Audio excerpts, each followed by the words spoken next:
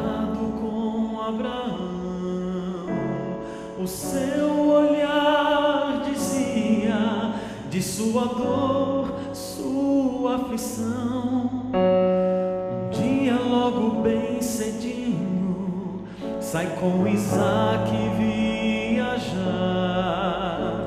Nenhum dos dois escondia a angústia e o pesar. Em casa a mãe sozinha pôs-se de joelhos a orar.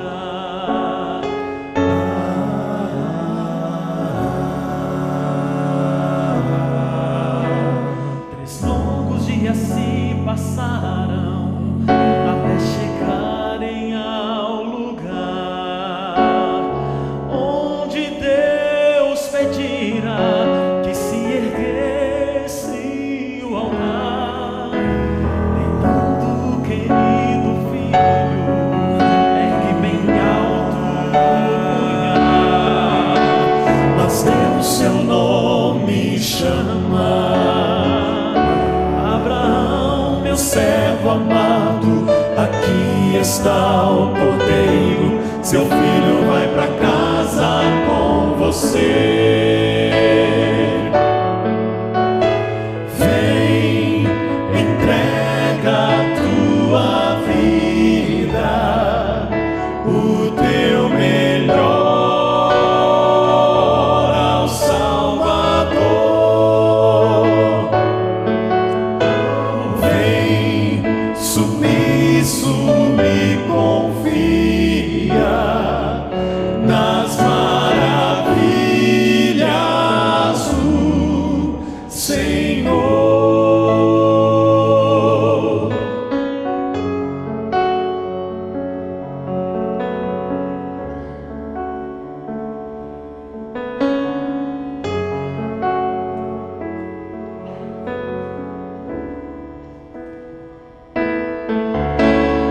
Voltou completa a alegria e o coração obedeceu. Mesmo na batalha, a confiança não cedeu.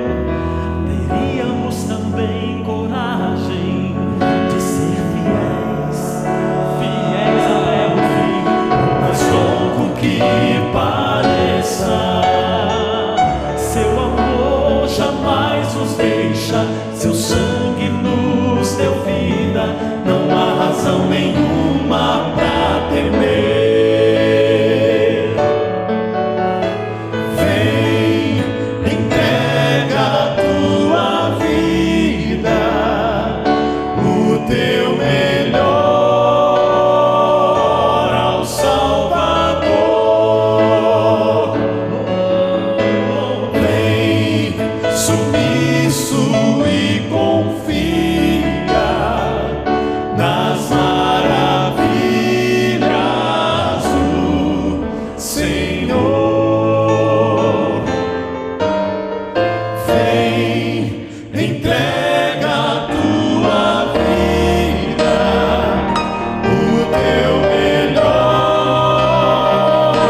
ao Salvador. Vem, submisso e confia nas maravilhas do Senhor.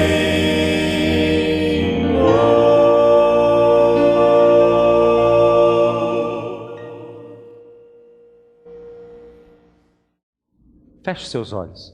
Deus amado, muito obrigado, Senhor, porque o Senhor é Deus maravilhoso, é Deus real, que toca a nossa mente, o nosso coração, porque o Senhor tão maravilhosamente compreende os nossos problemas, compreende as nossas frustrações, porque o Senhor tão maravilhosamente interpreta os nossos sentimentos, pensamentos e desejos. E mesmo quando nós pedimos mal, o Senhor ainda assim interpreta, Senhor, o que nós desejamos. Olha a sinceridade do nosso coração e transforma, Senhor, aquilo que nós pedimos em bênçãos. Ó Senhor, por favor, que nós possamos fazer não o que queremos, mas o que o Senhor quer para a nossa vida. Que o Senhor exerça esse poder maravilhoso à medida em que os seus filhos, em todos os lugares que agora estão ligados no Senhor, à medida em que eles permitem com que o Senhor faça isso. Em nome de Jesus. Amém. Esses dias nós temos, nos últimos programas, conversado a respeito do batismo do Espírito Santo. E a gente tem dito algumas coisas a respeito dele, mostrado na Bíblia, não é? Por exemplo, você se lembra de alguma dessas coisas que a gente tem falado a respeito dele? Uma palavra só? Ele é... ouvi. O quê? Indispensável. Indispensável. Por que indispensável? O batismo do Espírito Santo é indispensável. Eu posso perder o batismo do Espírito Santo, por isso ele tem que ser também diário. Ele não só é indispensável, como é diário, ou seja, ele é tão indispensável que todos os dias eu preciso com Deus renovar o batismo do Espírito Santo que eu recebi um dia, porque senão eu posso apagar o Espírito na minha vida, o fogo do Espírito na minha vida. Agora, o que é esse processo que o batismo do Espírito Santo faz dentro da vida da gente? Todos nós sabemos que nós somos salvos pelo quê?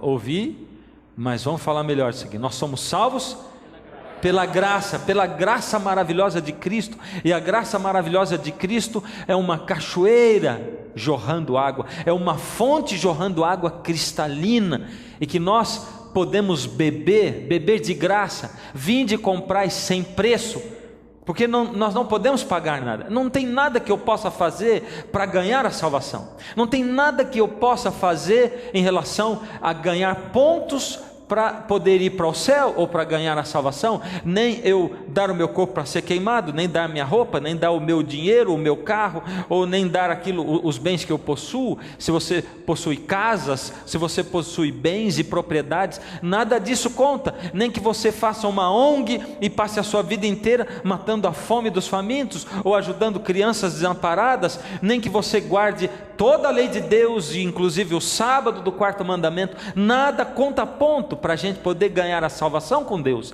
Nada faz com que Deus olhe para mim e diz: opa, ele está melhor agora. Nada que eu faça, nenhuma obra da lei, nenhuma obra que eu faça pode contar nada. Ou seja, eu sou salvo pela graça. Se eu sou salvo pela graça, por que o batismo do Espírito Santo é tão importante? Por quê? O que ele opera dentro da minha vida? Esses dias eu recebi um e-mail, há pouco tempo, um e-mail de um amigo meu, que eu não vejo há muito tempo. Ele dizia exatamente essas palavras no e-mail dele: há tempos ando aflito com as dúvidas que tenho. Eu havia respondido para ele um pouco antes, e ele disse: sua resposta foi muito oportuna, edificante. Um dos meus maiores medos é não conseguir seguir o conselho bíblico de perseverar até o final. Ando muito desgastado, sem ânimo, fraco em todos os sentidos. Como pode ver, preciso de paz, de ter certezas, de sentir Deus comigo. Minhas dúvidas e lutas estão me matando. Estou sem paz para viver. Estou preso na minha própria frustração. Mais incrível de tudo é que esse meu amigo é cristão. Ele é um cristão. Ele não é um cristão recém-convertido. Ele não é um cristão que não entende de Bíblia. Ele é cristão já há mais de 20 anos. Ele é um cristão. Amigo meu. Já faz um tempo que eu não o encontro. E já faz mais de um ano que eu não falava com ele. E de repente eu recebo esse e-mail dele. Na verdade é triste a gente olhar que, na verdade, a maioria dos cristãos anda sobrecarregado pelos seus problemas, desorientado. A caminhada cristã para ele, ela é muito mais difícil do que ele pensava que seria. A maioria dos cristãos tem uma obediência esporádica, vive uma vida onde não consegue obedecer a Deus frequentemente. É uma obediência esporádica, ou seja, ele faz um plano com Deus, um projeto. No momento ele assiste uma campanha evangelística, uma série de cultos numa igreja. E aí ele se sente tocado, ele sente Deus no coração, e ele faz propósitos com Deus, mas a obediência dele é esporádica, porque passa um tempo e aquilo vai embora. Por isso o serviço dele em relação ao próximo, o serviço dele em ajudar o próximo, levar o evangelho, em confortar os outros, é um serviço infrutífero. Ele não consegue falar de Jesus para as pessoas, e quando ele fala, ele não consegue convencer ninguém, porque a vida dele é uma vida vazia, difícil. Ele se sente frequentemente fraco e indigno. Essa é a vida dele. Por isso ele vê que todos os seus sonhos em relação a Cristo, ao viver cristão, os seus sonhos são frustrados. Será que eu estou falando de uma minoria esmagadora dos cristãos hoje? Sim ou não? Sim ou não? Não. Você fala isso de conhecimento e de causa própria? É isso. E algumas vezes algumas não, muitas vezes na minha vida, de pastor, de membro da igreja, eu me perguntei, lá no fundo do meu coração, clamando a Deus, dizendo: Senhor, para que eu prego o evangelho? Para quê?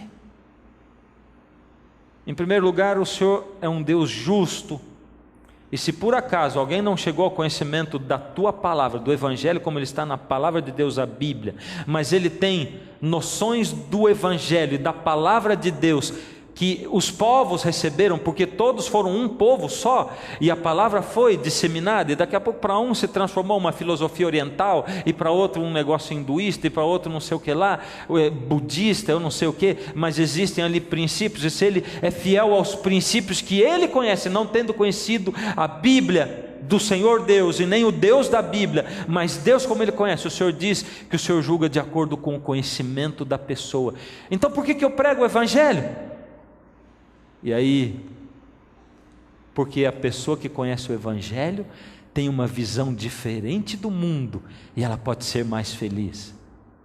E aí a pergunta ficava mais difícil ainda, porque eu olhava para o fundo da minha alma e eu dizia assim: Senhor, mas se eu não sou feliz, como é que eu vou acreditar que outro pode ser feliz? Se eu não sou, e se eu olho ao meu redor, dentro da minha igreja, eu vejo que a caminhada cristã é esse retrato aqui, um monte de gente tentando viver uma coisa que é muito bonita na prática, e a gente se reúne em grupos e diz assim: porque nós deveríamos ter mais fé, nós deveríamos, porque o cristão deve, mas eu não consigo. Uma obediência esporádica, eu tento seguir a Deus, eu tento refletir o caráter de Cristo, mas eu não consigo. Por isso provoca 3 tipos de cristão. São os cristãos desistentes.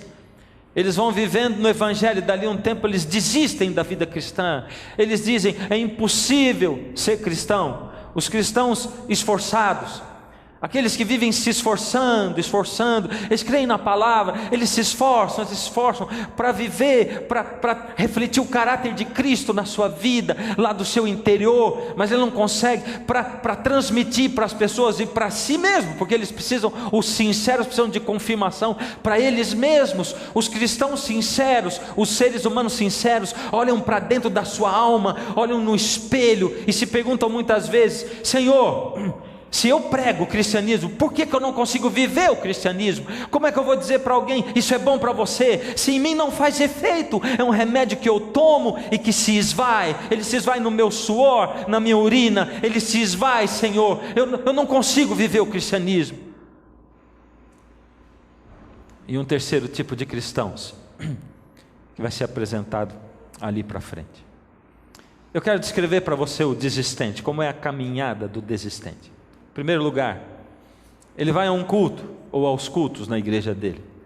Aí eles se emocionam, sentem aquela emoção, é Deus, eu sinto Deus. Nós nos baseamos muito na emoção. Eu sou pastor, Por isso muitas pessoas chegam para mim e dizem assim: pastor, sabe, eu tive uma época na minha vida em que eu estava muito bem com Deus, sabe pastor, eu sentia Deus perto de mim, eu sentia Deus agindo na minha vida, mas ultimamente eu nem leio a Bíblia. Sabe por quê? Eu não sou falso, e se eu não sinto Deus em mim, eu não sinto vontade de ler a Bíblia, eu não sinto. Então pastor, eu não sou hipócrita, eu não tenho como ler a Bíblia, nem como orar, nem a igreja, eu não sinto. Quando eu sinto a Deus, eu me emociono, está tudo bem, não é verdade? Quando não, não. Eu vou dizer um negócio para você, que eu tenho aprendido a duras penas. É obra-prima do inimigo fazer você sentir que está tudo bem, quando está tudo mal. E a obra-prima dele fazer você sentir que está tudo mal, quando está tudo bem. Nós não podemos nos basear pelos sentimentos simplesmente, porque na vida cristã nós temos razão e sentimento. O Senhor Deus aceita e se relaciona conosco assim. Aliás, nós nos relacionamos assim entre marido e esposa, entre pais e filhos, pela razão e pela emoção, pelos sentimentos. Mas se eu me deixar guiar só pela emoção, eu vou escolher a pessoa errada para eu me casar. Eu tenho que usar a razão, e mesmo que eu esteja apaixonado por alguém que eu vejo que não vai dar certo comigo, eu vou precisar usar a minha razão e colocá-la acima da minha emoção para afastá-la.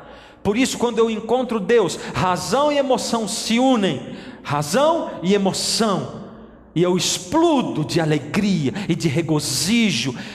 Como é bom ter Deus na minha vida. É maravilhoso quando a razão e a emoção se unem, mas num momento a emoção vai dar uma volta, e é sempre assim. Quando a gente casa é assim. Quando vem o dia a dia, né? Quando vem a monotonia, quando você deixa na monotonia, cai o relacionamento na monotonia. Mas quando você tem que viver com a outra pessoa, não só os momentos de namoro, no namoro cada vez que você encontra os dois cheirosinhos, arrumadinhos, bonitinhos. No casamento não, quando você levanta de manhã, o hálito do outro não é tão agradável, e nem aquela chapinha foi feita direito ainda, não é verdade?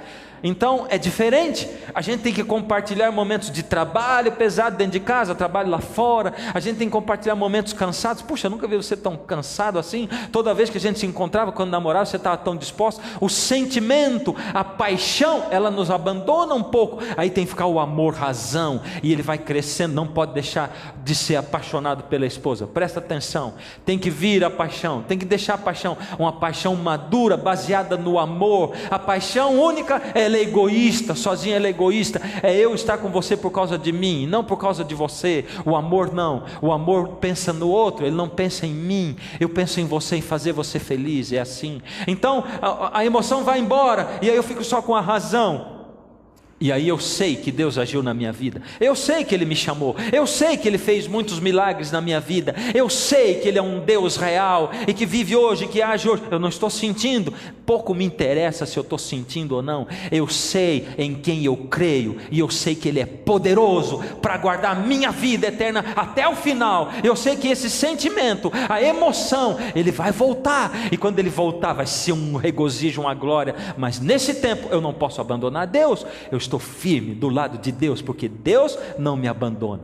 Então eles vão ao culto, eles se emocionam. Os desistentes são batizados, eles são batizados, eles fazem um compromisso com Jesus, e depois de serem batizados, eles não têm comunhão com Deus, porque eles não têm tempo para gastar com Deus. Eles acharam que o batismo era tudo, eles acharam que a vida cristã era que nem um conto de fadas, era que nem um filme romântico na TV. Filme romântico na TV é tudo igual, é verdade ou não é? É uma moça solteira, muito bonita, desimpedida, e não sei porque ninguém casou com ela ainda, porque ela é a pessoa melhor do mundo e a mais bonita do mundo também, mas ninguém casou com ela, nem namorou, não deu certo com ninguém ainda. E o pior de tudo, coitadinha, está sempre num cantinho. Ninguém acha que ela é bonita, mas ela é bonita, você está vendo? É verdade ou não é? Aí ela acha um camarada na mesma condição que ela, ele é solteiro, desimpedido, muito bonito também, ninguém casou com ele ainda, ele é puro de coração, e de repente eles se encontram. Você está torcendo por aqui, quando encontra, que maravilha, eles vivem, aquilo é um conto de fadas e tal. No final, antes do final, geral, tem que ter um momento em que eles passam por uma crise, né? Que é para dar uma emoçãozinha no filme. Todos eles são assim, diz assim, agora é a crise, se separa, aí diz, não vai dar mais certo. Você sabe que vai dar, porque filme romântico é assim mesmo, né? Mas você gosta de assistir, então é assim. Aí eles voltam de uma forma miraculosa, tudo se resolve, e aí eles terminam onde? No altar, casamento, felizes para sempre. Felizes para sempre? No fim? No fim não, o casamento não é o fim, é o começo. Agora que vai começar tudo.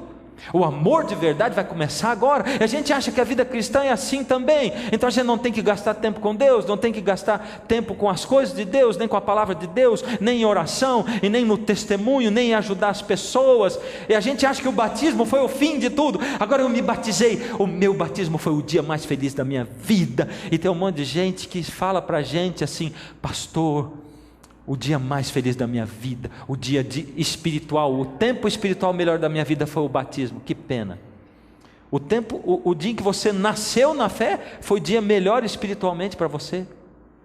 É como se você dissesse, pastor, o dia mais feliz da minha vida que eu me lembro foi o dia que eu nasci nesse mundo. Você não lembra nem do que estava acontecendo.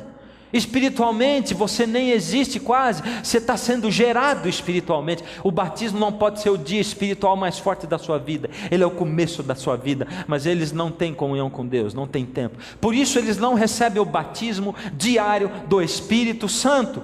Eles têm dificuldades na vida, chegam, aí eles começam, por causa das dificuldades na vida cristã, eles começam a calcular o custo. Depois de servir a Cristo é muito difícil, eu tive que deixar isso, eu tenho que deixar aquilo, puxa, agora eu tenho que fazer aquilo outro, agora aquilo outro. Eles não estão apaixonados, sabe? É a moça que casou, ela disse que amava o marido, mas agora está dizendo assim, não, está casado é bom, sabe, porque eu tenho que trocar muita fralda, eu tenho que lavar louça, eu tenho que limpar a casa, ainda tenho que trabalhar fora, sabe, o meu marido me ajuda também, mas sabe, na hora de dar mamar, ele não consegue dar o mamar, eu que tenho que dar, então eu que tenho que atender a criança. Essa vida é muito difícil, vida de casado. Começa a calcular o custo, calcula o custo de aceitar Jesus, e aí eles desistem, eles são os desistentes. Tem um segundo grupo, é o grupo dos esforçados. Os esforçados, eles vão ao culto também, e lá no culto eles se emocionam, eles também são batizados. Depois de batizados, eles tentam uma comunhão com Deus. Ela não é constante, é assim, um dia sim, um não, um sim, dois não, um sim, três não. É uma proporção mais ou menos assim. Aí vai 10 não e um sim, 20 não e meio sim. Sabe como é que é? Assim, tentam uma comunhão.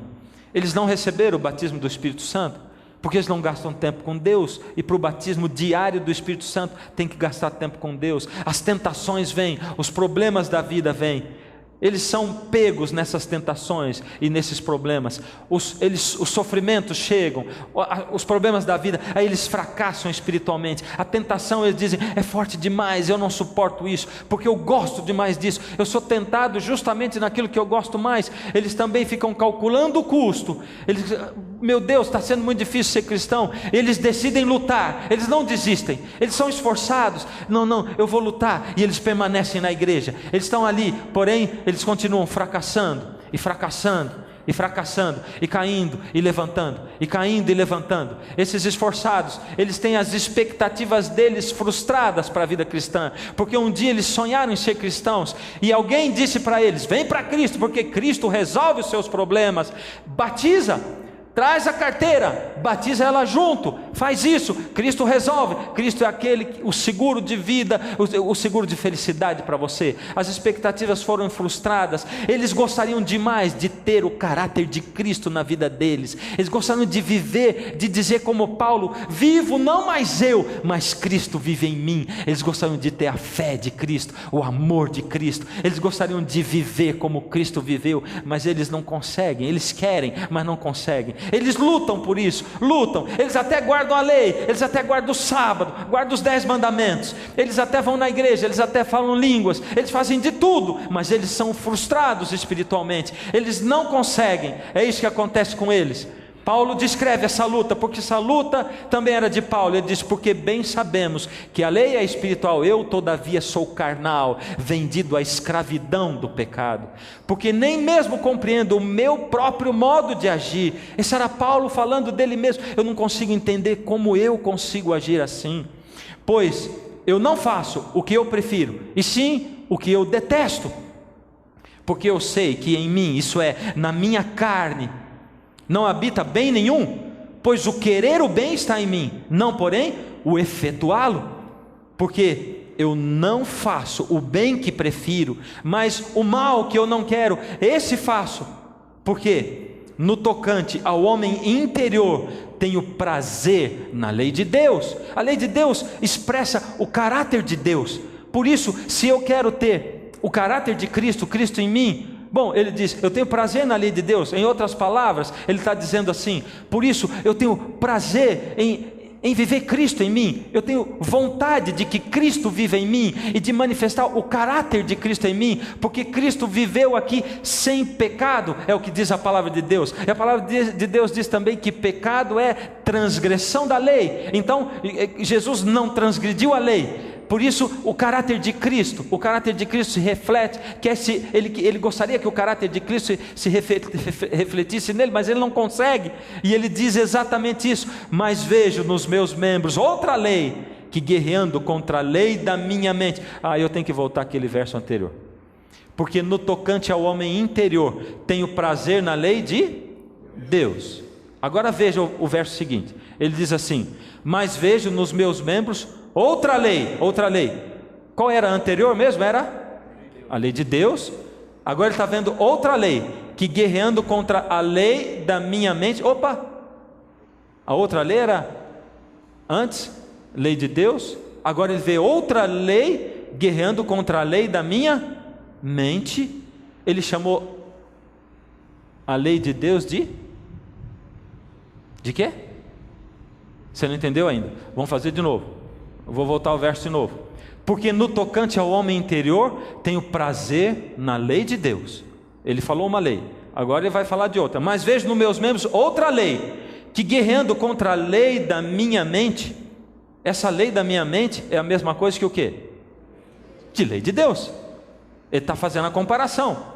Eu tenho vontade de seguir a lei de Deus, mas eu tenho em mim uma outra lei, que guerreando contra essa lei que já está lá, que é a lei da minha mente, me faz prisioneiro da lei do pecado que está nos meus ombros. Então essa outra lei se chama lei do pecado. Olha lá, a lei de Deus é a mesma coisa do que lei da mente. Ele deu essa nomenclatura lá. Por que lei da mente?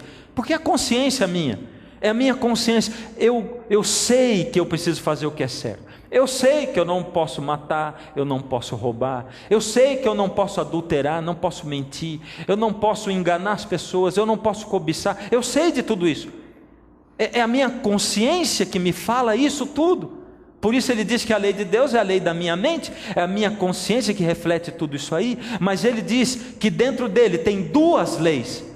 Uma é essa tal, a lei de Deus, como ele colocou, que ele chama de lei da mente, que é a consciência que nós temos, e que é a expressão do caráter de Deus. A outra lei, a segunda lei, é o que?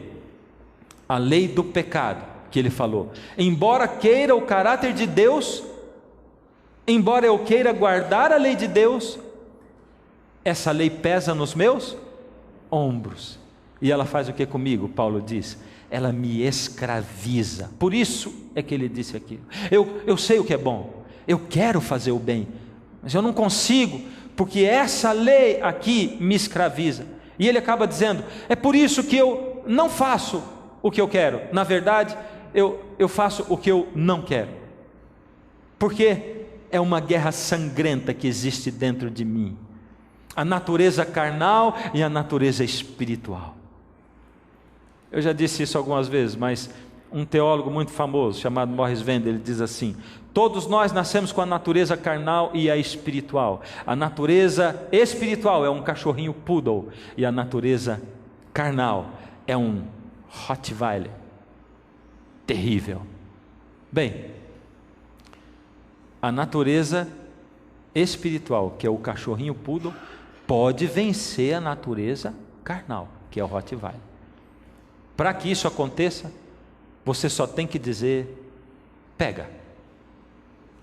Só isso. Aí sabe o que o poodle faz? Ele abre um bocão desse tamanho, e ele engole o Rottweiler de uma vez só, e o Rottweiler some. Como é que você diz, pega. Espiritualmente, como é que faz isso? Eu vou falar daqui a pouco. Tem que assistir o programa até o fim para saber o que é. Porém, no outro dia, os 2 cachorros aparecem de novo. No dia em que você não disser, pega, o Rottweiler engole o Poodle. Deu para entender? Deu, não deu? É uma guerra sangrenta. É a guerra do meu amigo que escreveu o e-mail para mim, mas ela também é a sua guerra. E é a guerra do apóstolo Paulo, porque ele descreveu isso. Essa é a minha guerra diária. É a luta, é a única luta que eu posso lutar. É a luta da comunhão. A luta da comunhão com Deus. Eu digo pega para o cachorrinho poodle quando eu tomo tempo para me ajoelhar diante de Deus, para ler a palavra de Deus, e quando eu oro, eu falo com Deus, e quando eu leio a Bíblia, Deus fala comigo, e eu me comunico com Ele, e Ele é um Deus real para mim, e Deus fortalece a minha alma, e quando eu faço isso, eu clamo a Deus pela renovação do batismo do Espírito Santo, pelo batismo diário, a cada dia, e aí Deus de novo me batiza, e isso é dizer para o cachorrinho poodle o quê? Pega. Olha só o que Paulo fala: infeliz homem que sou, quem me livrará desse meu corpo que me carrega para a morte? Essa é uma guerra sangrenta, difícil, e ele clama como você e eu, e ele diz: quem me livrará desse meu corpo que leva para a morte? Isso é total incapacidade, porque eu estou falando aqui, é só você tomar tempo com Deus, é só você se ajoelhar, mas eu sei que tem um monte de vocês, eu sei que você está olhando aqui dizendo assim, mas eu tomo tempo para orar, para rezar, eu leio a Bíblia, eu peço Deus na minha vida, mas não acontece isso. O que acontece é o contrário. A minha fé é inconstante. Eu não consigo trazer ninguém para Deus. Eu não consigo nem seguir Deus direito. Eu sou um esforçado, eu me esforço, mas eu não consigo. Por que você não está conseguindo? O que está acontecendo com você que você não está conseguindo? É incapacidade total. E eu vou dizer para você, eu tenho que confessar o seguinte: eu sou totalmente incapaz. E não é figura de retórica, totalmente incapaz. Eu já reconheci a minha incapacidade total, já faz tempo, total. Eu já cansei de viver uma vida igualzinho àquilo tudo que eu descrevi. E eu disse para você, quantas vezes do fundo da minha alma eu já clamei a Deus dizendo: Senhor, por que pregar o Evangelho? Se eu quero dar para algumas pessoas, dar uma mensagem para as pessoas serem felizes, se eu mesmo não sou feliz, eu sou totalmente incapaz, e eu sou incapaz de guardar a lei, eu sou incapaz de refletir o caráter de Cristo, porque quando eu não quero olhar para certas coisas, quando eu vejo, o olho já olhou e aquilo já entrou na minha mente, porque eu não quero que aquilo entre na minha mente, eu digo: Senhor, eu não queria isso. Quando eu não quero comer alguma coisa que eu sei que não é bom para mim, e de repente aquilo vai, e quando eu vejo eu já comi, e quando eu não quero gastar tempo com aquilo que não é bom, e quando eu vejo eu já gastei, e é uma luta tão grande que se eu conto para você, você vai até dar risada, porque a luta do outro é sempre engraçado para a gente, porque a dificuldade do outro é diferente da nossa. É uma luta, é uma guerra sangrenta entre aquilo que eu quero fazer. Por isso a maioria de cristãos é infeliz, as pessoas são infelizes, mas Paulo não para lá, graças a Deus.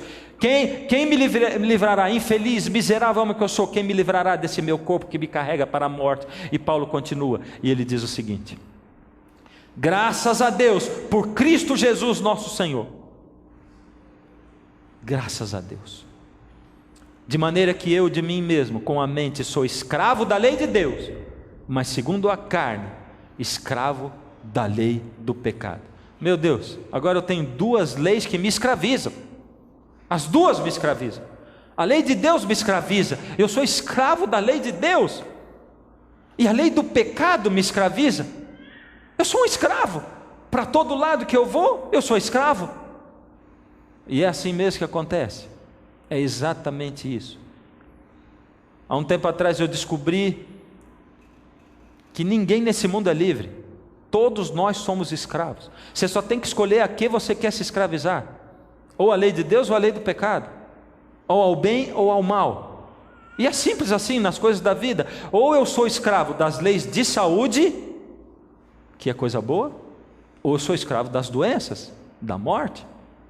É simples assim. Ou eu sou escravo das leis de trânsito, que me protegem aos outros, ou sou escravo dos acidentes e até da morte também. Ou eu sou escravo do amor de uma única pessoa, ou eu sou escravo da solidão, porque quem tem muitos ou muitas morre solitário, e você sabe assim. Pode olhar para quem optou viver com muitos ou muitas, foi deixado sozinho, porque ninguém o amou o suficiente, porque ele também não amou o suficiente. Amou a si mesmo, agora vai ficar consigo mesmo, curtindo a velhice sozinho. Terrível. Eu sou escravo, ou escravo da lei do pecado, ou da lei de Deus.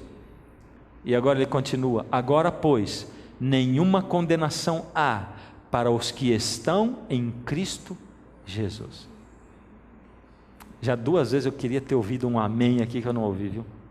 Que coisa tremenda. Agora, pois, nenhuma condenação há para os que estão em Cristo Jesus. Primeiro ele clama dizendo assim: miserável homem que eu sou, quem me livrará desse meu corpo que me carrega para a morte, porque eu quero fazer o certo, mas eu faço errado. Ou eu sou escravo da lei de Deus, que me vive dizendo o que eu fazer, ou sou escravo da lei do pecado, e o pior é que eu nem consigo fazer o que eu quero, eu não consigo fazer o que a lei de Deus manda, eu não consigo refletir o caráter de Cristo. Quando eu vejo, eu já pequei. Mas ele diz: agora, pois, nenhuma condenação há para os que estão em Cristo Jesus. Amém? Nenhuma condenação. E isso quer dizer o seguinte: quer dizer que a vida cristã ficou fácil. Eu posso pecar. É ou não é? É ou não é? Ué, ali ele não disse que se eu estou em Cristo não tem condenação para mim?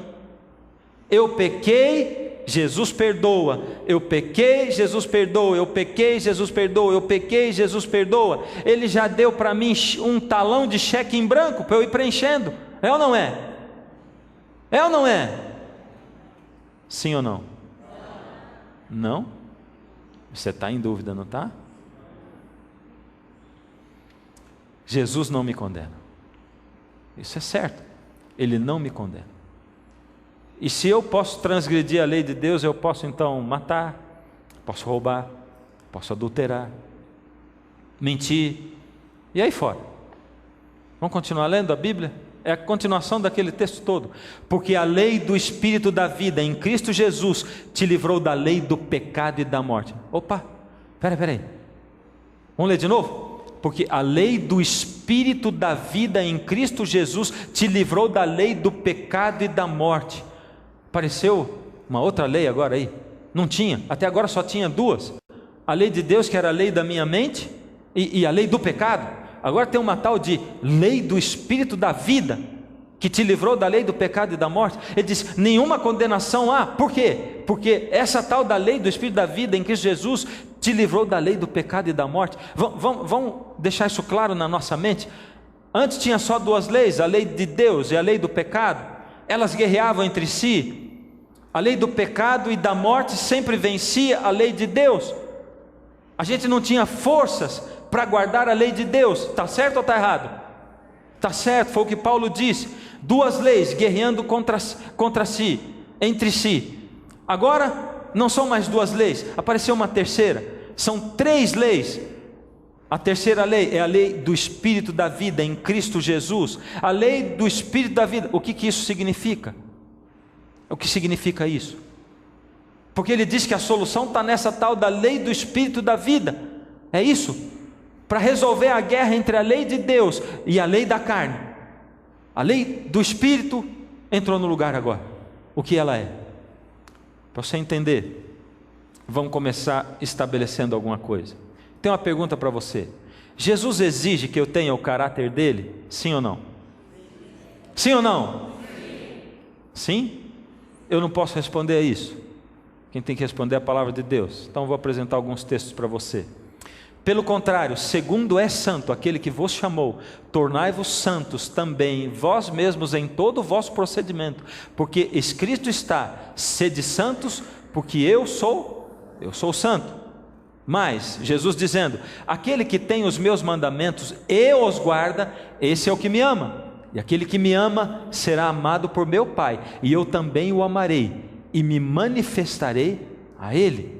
Se a lei de Deus é a manifestação, a expressão do caráter de Deus, então quer dizer que Jesus está exigindo que eu tenha o caráter dele. Se guardares os meus mandamentos, Jesus dizendo, permanecereis no meu amor, assim como também eu tenho guardado os mandamentos de meu Pai, e no seu amor permaneço.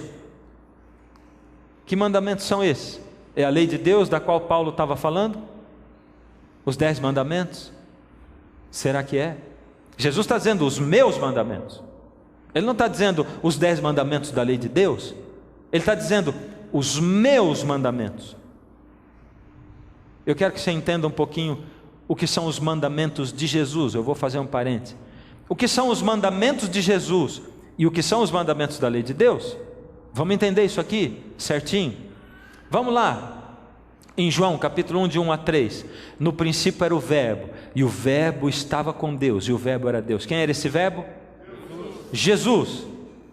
Ele estava lá com Deus, e disse que ele era Deus, e que ele estava desde o princípio. Ele estava no princípio com Deus.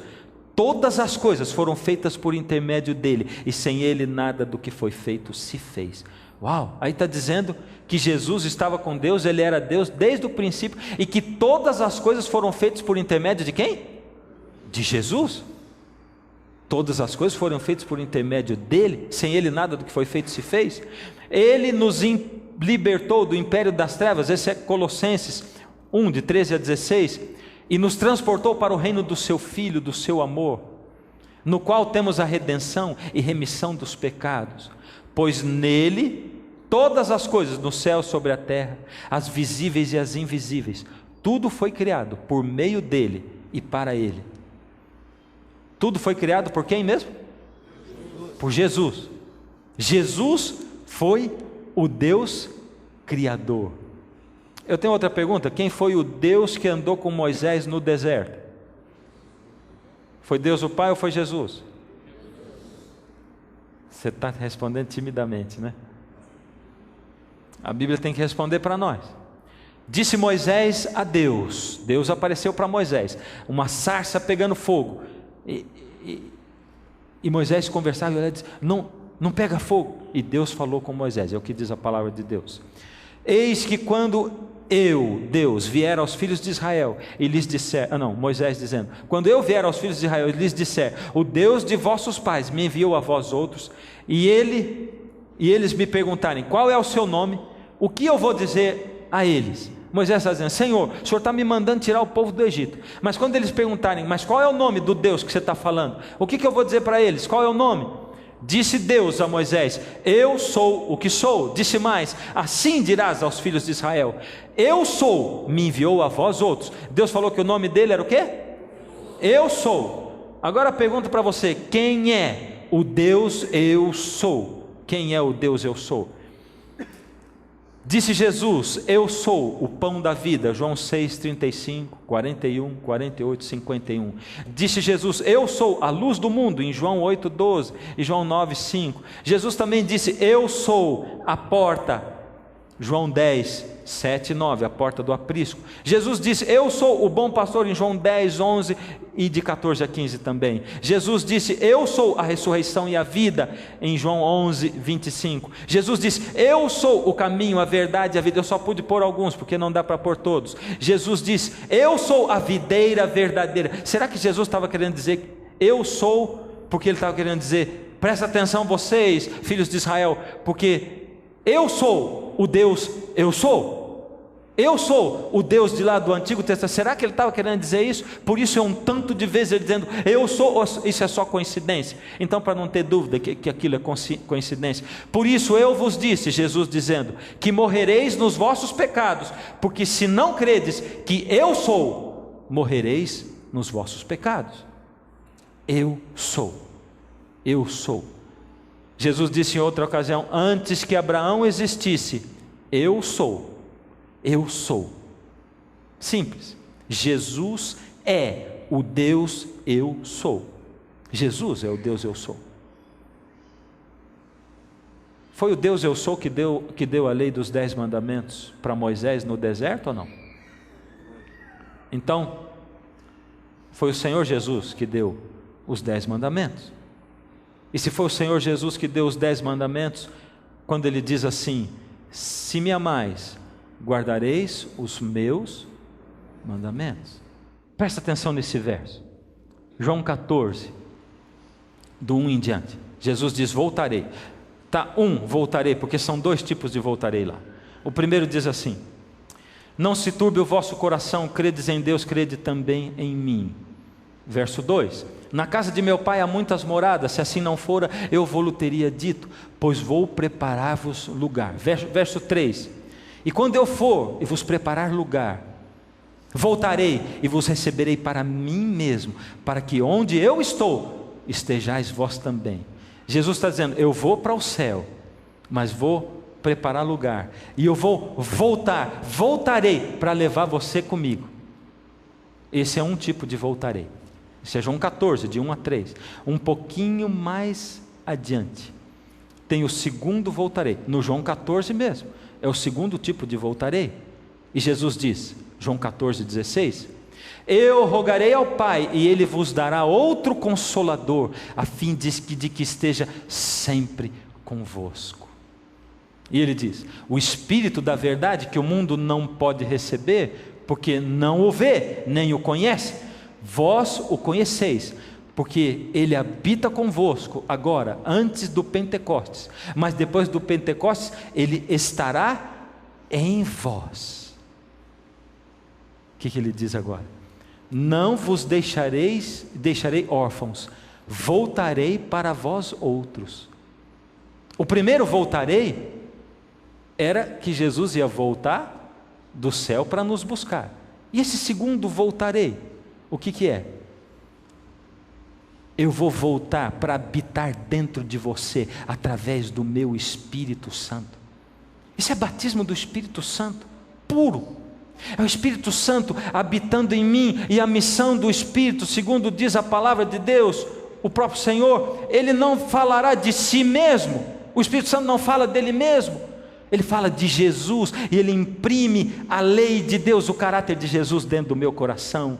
Por isso, 1 Coríntios 6,19: acaso não sabeis que o vosso corpo é santuário do Espírito Santo, que está em vós, o qual tendes da parte de Deus, e que não sois de vós mesmos, porque fostes comprado por preço. Agora, pois, glorificai a Deus no vosso corpo. O Espírito de Deus habita aí, glorifique a Deus no seu corpo. Romanos 7,24, Paulo tinha se declarado: impotente, quem vai me livrar desse meu corpo que me leva à morte? A lei do pecado guerreava contra a lei de Deus, e de repente ele exclama e ele diz: graças a Deus por Cristo Jesus, graças a Deus por Ele. Romanos 8, 1 e 2, Romanos 8, 1 e 2 diz o seguinte: eu estou em Jesus, e Jesus está em mim. E Ele implanta em mim a lei do Espírito da vida. A lei do Espírito da vida é o batismo do Espírito Santo. Ou seja, a única maneira de eu refletir o caráter de Jesus é tendo no meu coração, na minha vida, o batismo do Espírito Santo. Então hoje, meu convite é diferente. O quarteto vai cantar a última música. E se você deseja isso, durante a música do quarteto, num momento, você vai se levantar e vai ficar em pé aí, não vai precisar vir aqui à frente hoje. Fácil, não é? Não é fácil não, porque Deus está olhando você, e Ele vê o seu coração. Só levanta se você realmente deseja que Cristo viva em você e não você mais. Se você deseja não mais fazer a sua vontade, mas a de Deus. Se você deseja que isso seja feito em você, porque eu e você não podemos fazer isso. Que Deus possa imprimir, inscrever a lei dele na sua vida. Batizar você com seu Espírito e encher você e conduzir. Só se for assim. A graça maravilhosa do Senhor Jesus. O pecado fazia separação, mas a graça uniu o que estava separado, Deus e o homem. Essa graça maravilhosa colocada em nossa vida pelo Espírito Santo do Senhor. Enquanto a música toca, o Espírito toca o seu coração. Por misericórdia, não fica sentado, não fica aí, levanta, Deixa o Senhor Jesus arrancar você do banco, da cadeira, e clama a Ele. A graça é um ponto de encontro, lugar onde os fardos se espalham no chão, onde todo que chega cansado, tranquilo, descansa o seu coração. A graça se explica em uma cruz. Lá eu posso entender o que o céu me traduz. A morte era minha sentença, mas agora sou livre em Jesus.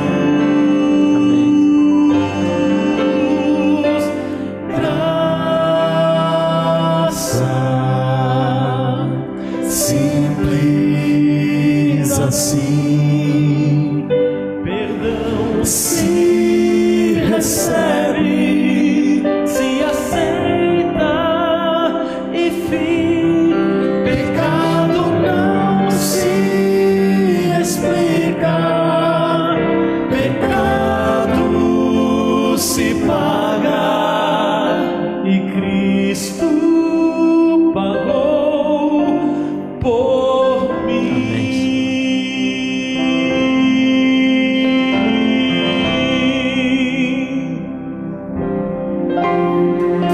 Havia imensa separação, separação entre a raça caída e o Deus do perdão.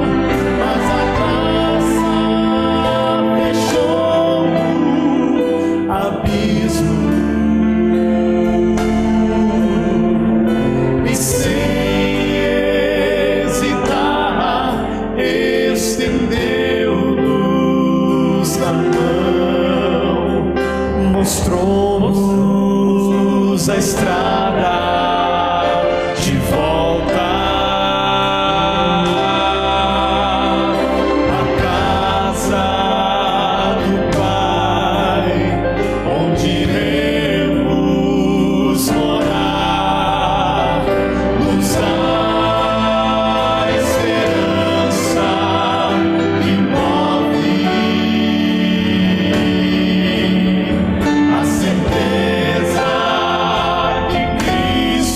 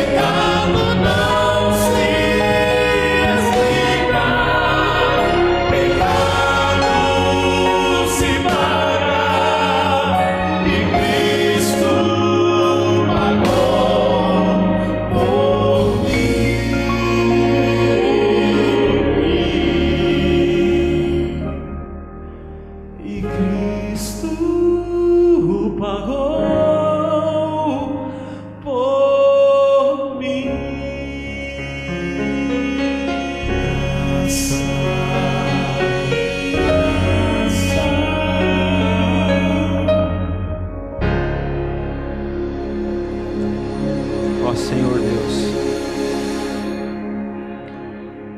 o que adianta aqueles mandamentos escritos nas pedras, se eles não estiverem vivos dentro do nosso coração e da nossa mente, Senhor?